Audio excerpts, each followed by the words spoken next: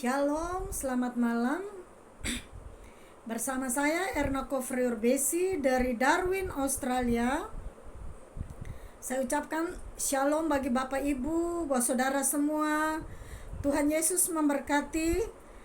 Dan ucapan terima kasih saya yang terdalam untuk semua masyarakat di Nusa Tenggara Timur maupun yang ada di luar negeri yang ikut berempati dengan kejadian atau kasus pembunuhan ibu dan anak di Kota Kupang.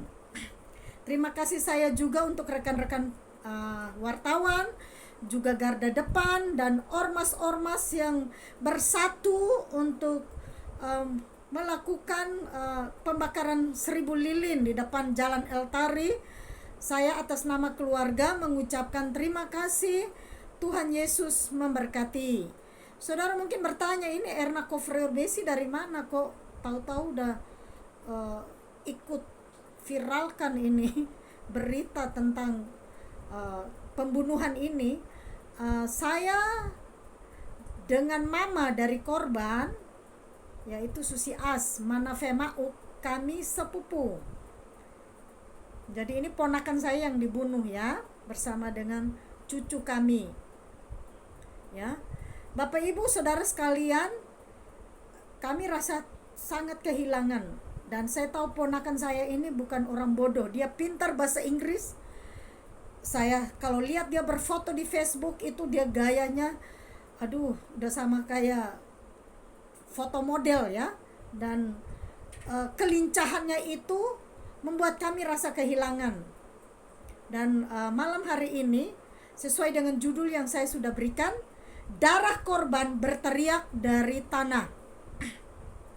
Saya pernah terberkati oleh seorang teman pengacara kondang yang di Pulau Rote. Dia membuat satu statement tentang moto pribadi. Beliau katakan, jika hatimu bergetar melihat ketidakadilan di republik ini, maka engkaulah saudara seperjuanganku. Saya ulangi lagi, jika hatimu bergetar melihat ketidakadilan di republik ini, maka engkaulah saudara seperjuanganku.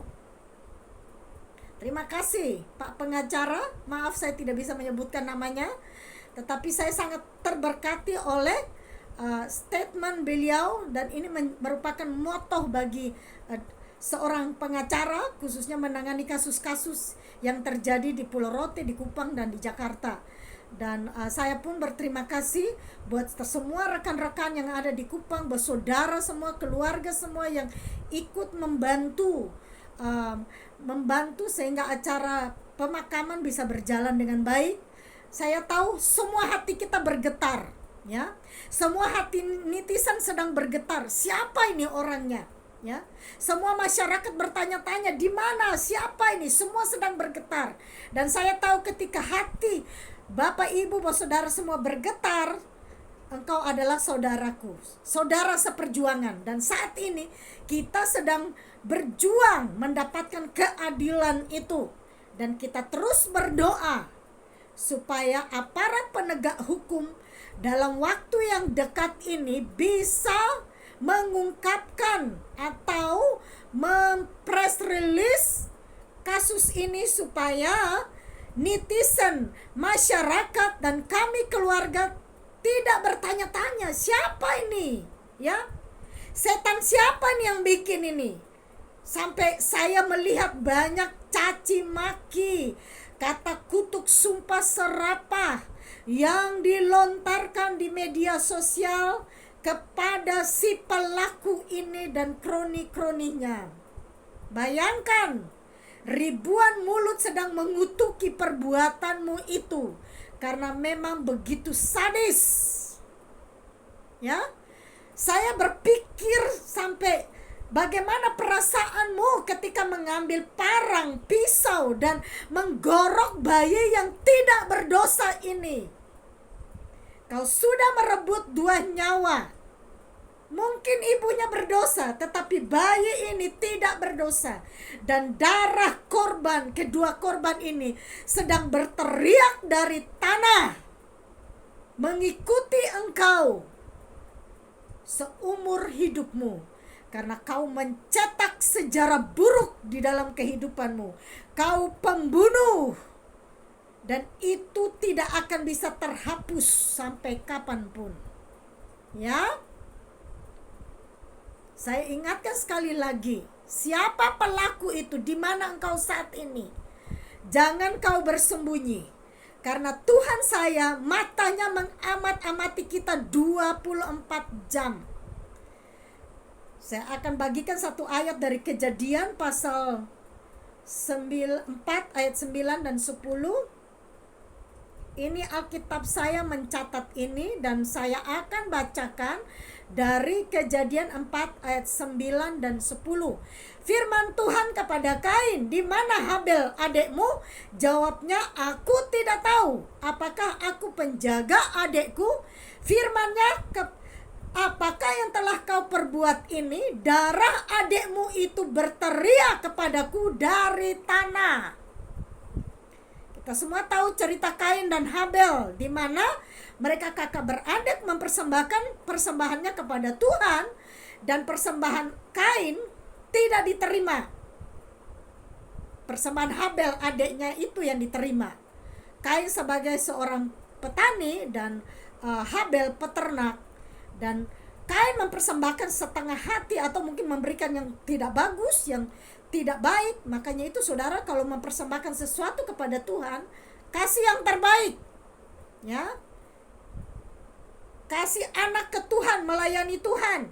Jangan anak udah cacat baru bilang, "Pak Pendeta doakan ya, kalau beta pu anak sembuh, beta mau serahkan dia jadi pendeta, dia jadi penginjil." Itu kau kasih yang busuk itu, ya. Jadi kasih yang terbaik supaya Tuhan memberkati. Nah, seperti Kain dan Habel. Kain kakaknya ini membunuh adiknya, dan Tuhan bertanya, "Di mana adikmu?" Berarti Tuhan lihat waktu dia lakukan itu. Tuhan melihat itu. Ya, waktu kau dan kroni-kronimu membunuh Asri dan Lael, kau pikir manusia tidak tahu? Tuhan tahu itu. Dan di sini Tuhan bertanya kepada Kain, "Di mana adikmu?" Dan dia berkata, "Apakah saya ini penjaga adik saya?" Wah, dia masih manipulasi menutup kasus ini, saudara. Kasus pembunuhan ini, dia masih manipulasi dan masa saya penjaga adik saya? Emangnya adik saya yang jaga dia? Kok tanya saya? Seperti itulah ya. Tapi Tuhan katakan, ya, darah adikmu itu berteriak kepadaku dari tanah. Ya, dia sudah mati dan dia tidak bisa berbicara lagi, tapi darahnya berteriak dari tanah. Ini Alkitab mencatat itu. Asrid sudah meninggal, dia tidak bisa berbicara. Lael pun tidak bisa berteriak, ya, tetapi darah mereka berteriak dari tanah. Darah berteriak dari tanah. Nah, saudara, kita baca satu ayat Matius pasal 5 ayat 21. Apa konsekuensi dari seorang pembunuh? Ya.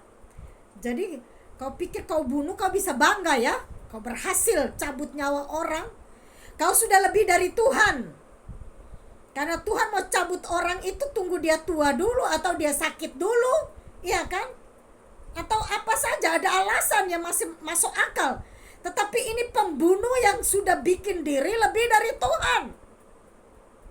Membunuh 2 nyawa, bahkan bayi yang tidak berdosa ini. Matius pasal 5 ayat 20. "Maka aku berkata kepadamu, jika hidup Matius pasal 5 ayat 21, maaf ya. "Kamu telah mendengar yang difirmankan kepada nenek moyang kita, jangan membunuh. Siapa membunuh harus dihukum." Jadi konsekuensi dari seorang pembunuh, dia harus dihukum seadil-adilnya, ya. Hukum dunia dan hukum surga. Hukum pengadilan dunia kau bisa lolos, tetapi pengadilan Allah engkau tidak bisa sogok dengan uang, rupiah, dolar, atau apa saja. Ya. Kau tidak bisa sogok pengadilan Allah. Pengadilan dunia kita bisa lolos. Kita bisa korupsi. Kita bisa bunuh orang. Kita bisa apa saja, memfitnah orang, membuli orang, memutarbalikkan kata, memutarbalikkan fakta. Dan saya melihat banyak netizen ya. Saya amati terus itu di salah satu grup di Kupang. Banyak akun-akun palsu. Bertobat kalian ya. Bertobat. Mata Tuhan melihat itu. Apapun komentar kalian, ada yang mengejek, ada yang membuli dan lain sebagainya. Hai, dengarkan kau. Dalam nama Yesus, kalau kau tidak bertobat, meja pengadilan Allah sedang menanti perbuatan kita, baik atau tidak baik. Ya. Kita baca ayat terakhir, Matius 24. Imamat pasal 24 ayat 17.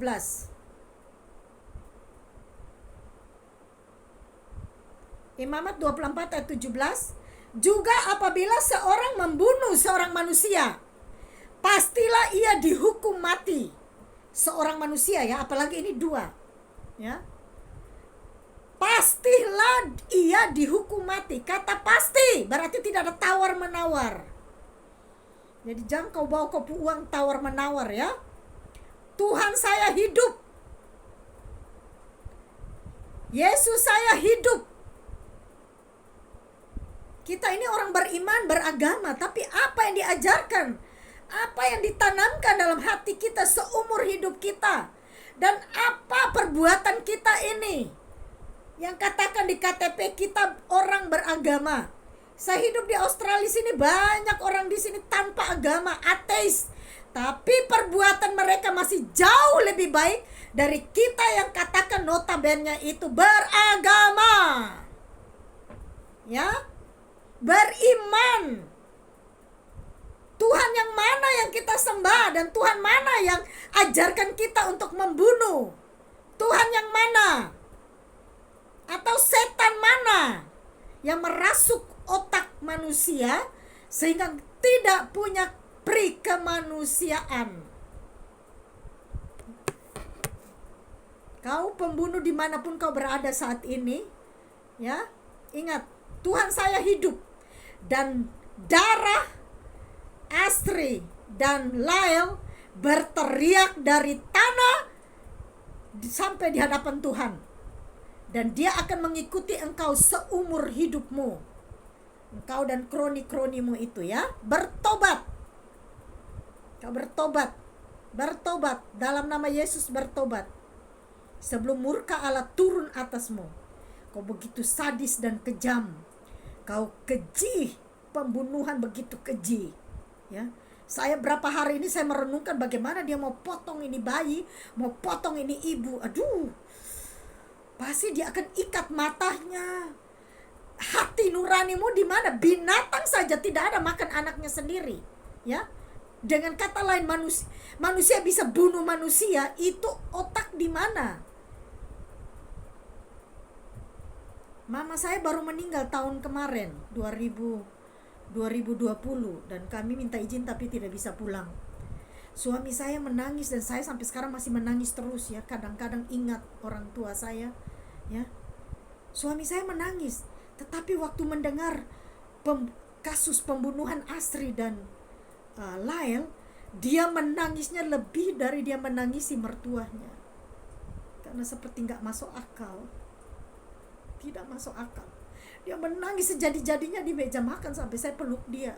Malah saya kasih kuat dia. Cukup sudah, saya bilang. Nangis sampai orang Kupang bilang, mas kekedoknya itu udah lebih, sudah over banget saudara ya. Saudara, saya melihat para netizen yang bukan keluarga saja, mereka masih punya perasaan, rasa empati ya. Tetapi ini manusia, aduh Tuhan, saya tidak tahu lagi dengan kata apa yang mau saya berikan kepada anda ini. Dan saya terus berdoa, Biar dimanapun kita semua berada, bantu doa netizen, masyarakat. Kalau hati kita bergetar melihat ketidakadilan, maka kita semua adalah saudara seperjuangan. Garda depan, para wartawan, maju terus, sampaikan kebenaran, sampaikan keadilan, teriakan keadilan, sampai keadilan itu mengalahkan kejahatan.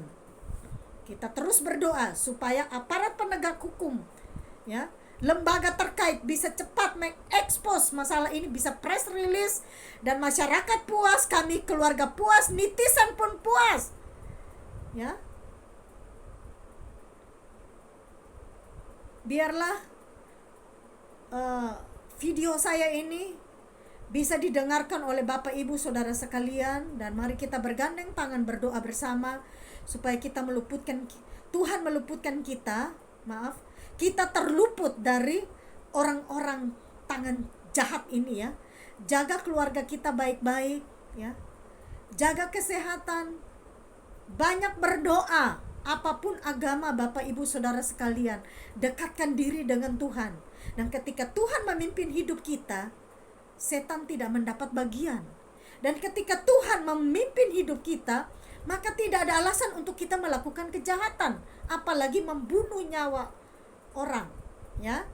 Jadi saya mengucapkan limpah terima kasih buat semua pihak yang terkait, siapapun dia yang sudah membantu dari acara pemakaman sampai acara pembakaran 1000 lilin, dan terus continue terus sampai kita melihat keadilan itu dinyatakan. Salam Soda Molek, Tuhan Yesus memberkati. Amin. Shalom.